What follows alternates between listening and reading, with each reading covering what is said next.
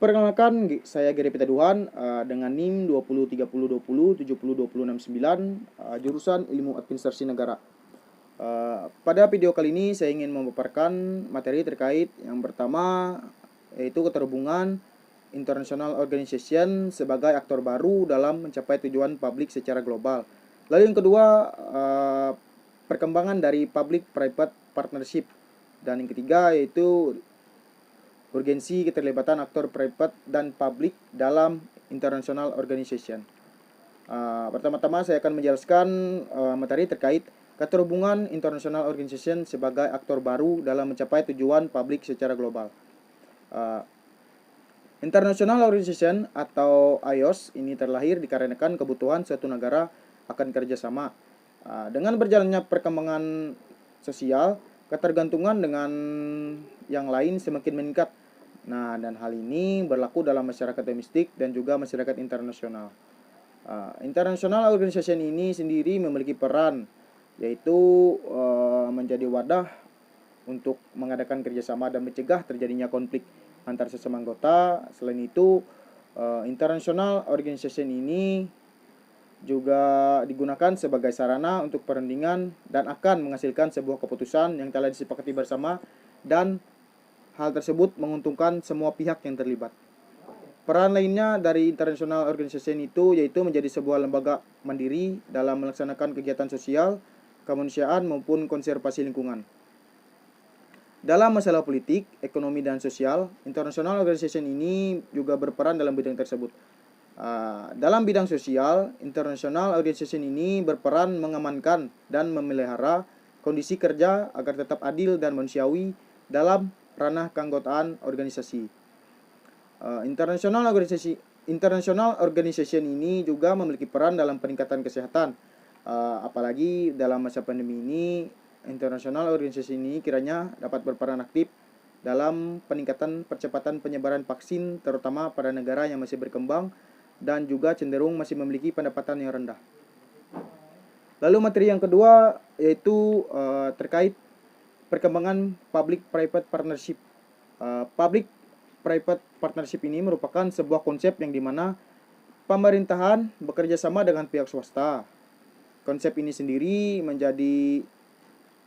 sendiri terjadi karena beberapa alasan, yaitu keterbatasan sumber daya yang dimiliki pemerintah dalam pembangunan maupun pelayanan publik, sementara tuntutan dari masyarakat terhadap kualitas dan kuantitas pelayanan publik semakin meningkat sehingga memerlukan peningkatan partisipasi dunia usaha atau swasta serta masyarakat dalam pembangunan daerah dan pelayanan publik.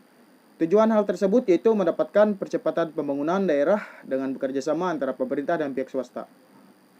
Ada beberapa contoh perkembangan yang didapatkan apabila melaksanakan konsep Public-Private Partnership, yaitu yang pertama dalam hal pendanaan.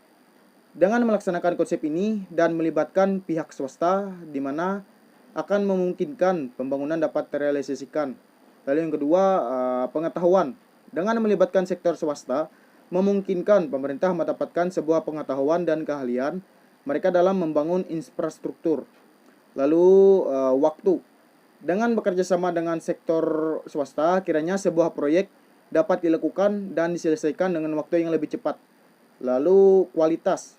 Dengan bekerja sama dengan sektor swasta, kiranya dengan ini mendapatkan dan mempertahankan standar kualitas yang tinggi sepanjang siklus hidup proyek tersebut.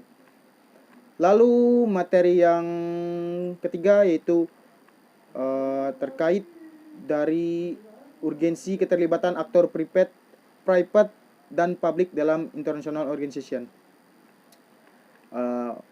Pihak publik atau pemerintahan dan swasta sangat penting kehadirannya dalam international organization. Dengan terjalinnya kemitraan ini pada suatu negara maupun pada organisasi internasional, kiranya dapat bekerja sama untuk dapat menyatukan kompetensi mereka masing-masing.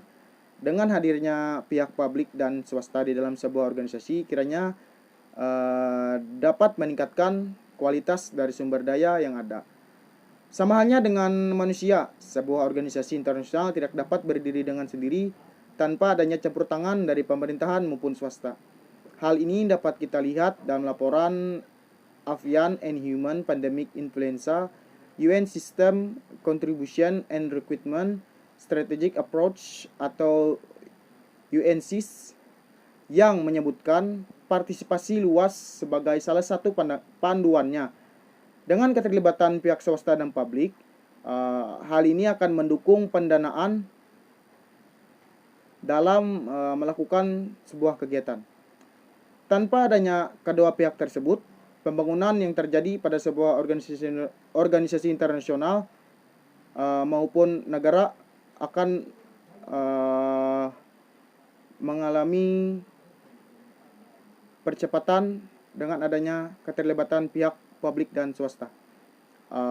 Oleh karena itu, aktor private dan publik sangat penting dalam keterlibatannya dalam sebuah international organization. Mungkin itu saja yang dapat saya sampaikan, kurang lebihnya saya ucapkan terima kasih.